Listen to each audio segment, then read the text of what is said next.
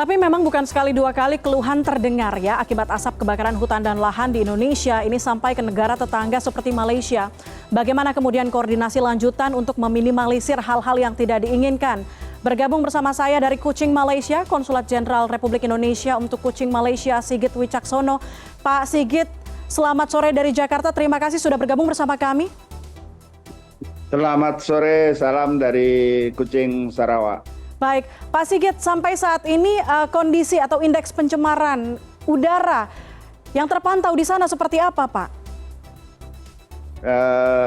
Terima kasih. Ini kami menyampaikan salam dari Kuching, Sarawak sekali lagi. Dan pada hari ini kebetulan saya tadi dari perjalanan dari KL menuju Kuching ya. Jadi melihat langsung udara ya, dan kita lihat memang terlihat ya ada sebagian area dengan kabut seperti asap ya.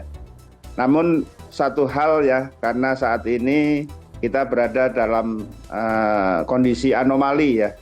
Jadi di sini di Kuching, Sarawak ya, yang luasnya lumayan luas ya, hampir sama dengan Pulau Jawa, dengan sharing border perbatasan dengan Kalimantan ini lebih dari 2.000 km ya.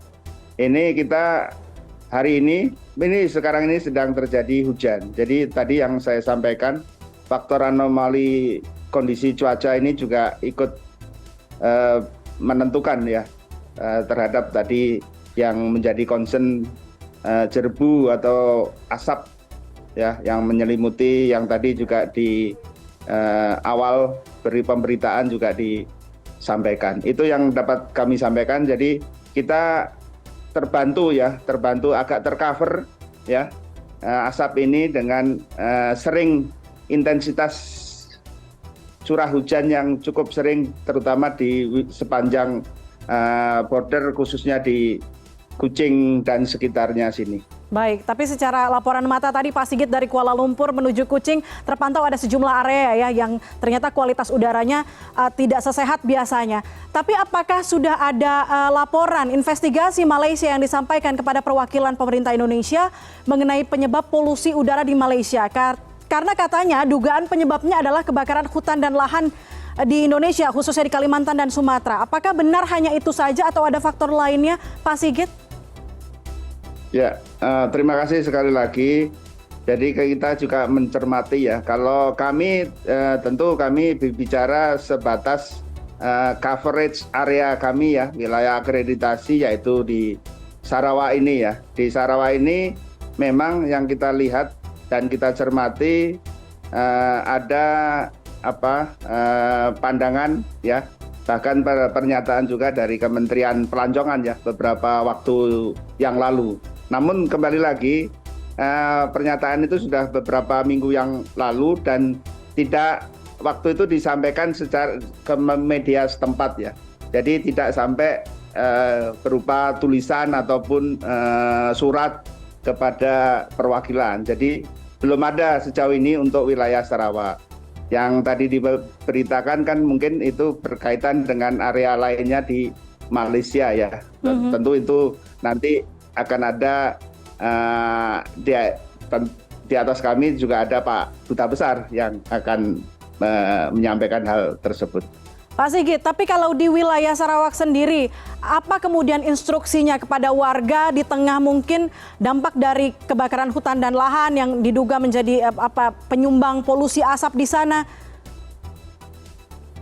Ya, yang pasti kita lihat ya, kalau di Sarawak ini kegiatan atau aktivitas sekolah ya, aktivitas perkantoran tetap berjalan seperti biasa ya. Tidak sampai ada penutupan, kita lihat ya.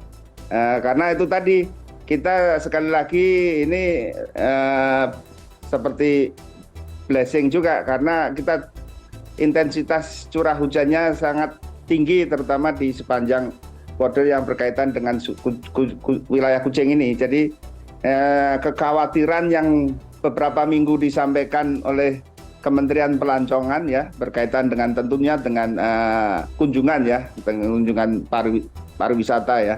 Itu pada akhirnya juga agak tercover dengan adanya curah hujan yang cukup tinggi di Sarawak ini, terutama di wilayah Kuching dan sekitarnya. Sehingga tadi yang concern yang mungkin juga terjadi di bagian kita di Kalimantan Tengah, kemudian Kalimantan Selatan, itu juga kita cermati tidak sampai terjadi di sini, penutupan aktivitas dan sebagainya.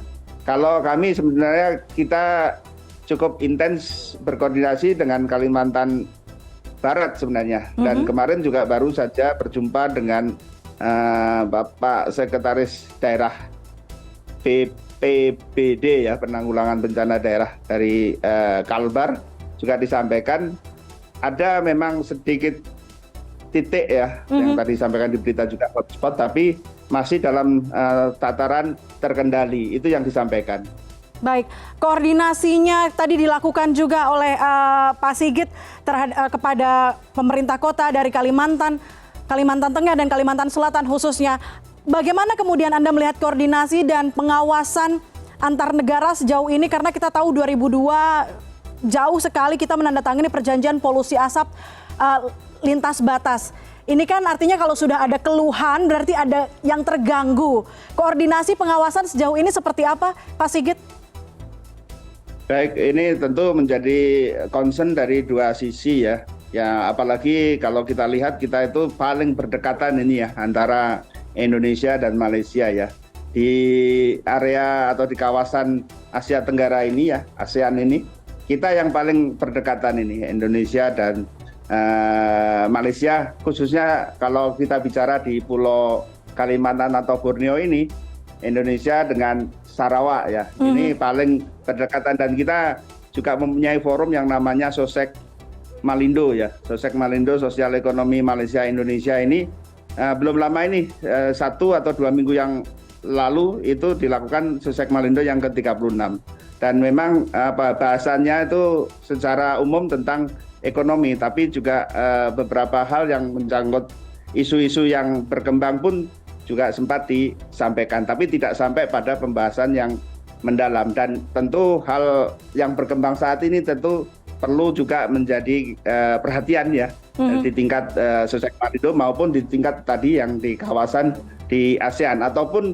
kita tarik lebih luas lagi selain Malaysia dan Indonesia adalah BIM-Niaga ya, bisa jadi itu bisa kita angkat karena kalau memang dipandang. Tapi pada saat ini sementara ini kalau wilayah Sarawak yang kita perhatikan itu masih dalam tataran cukup terkendali ya. Di sisi kita Kalbar khususnya, dan juga di sisi Sarawaknya sendiri karena kita terbantu dengan adanya curah hujan yang cukup tinggi. Baik. Di wilayah Sarawak ini. Baik, di wilayah Sarawak mungkin cukup terkendali, tapi kita harapkan ada diskusi lebih mendalam lagi antara dua pemerintah Indonesia termasuk dengan Malaysia untuk bisa meminimalisir hal-hal yang tidak diinginkan dari polusi udara yang saat ini sedang terjadi di dua negara. Pak Sigit Wicaksono, Konsulat Jenderal Republik Indonesia untuk Kuching, Malaysia, terima kasih banyak sudah bergabung bersama kami sore ini di CNN Indonesia Connected. Sama-sama, mudah-mudahan akan terkendali ke depannya. Terima kasih. Terima kasih, salam kami untuk rekan-rekan di sana. Salam sehat. Salam.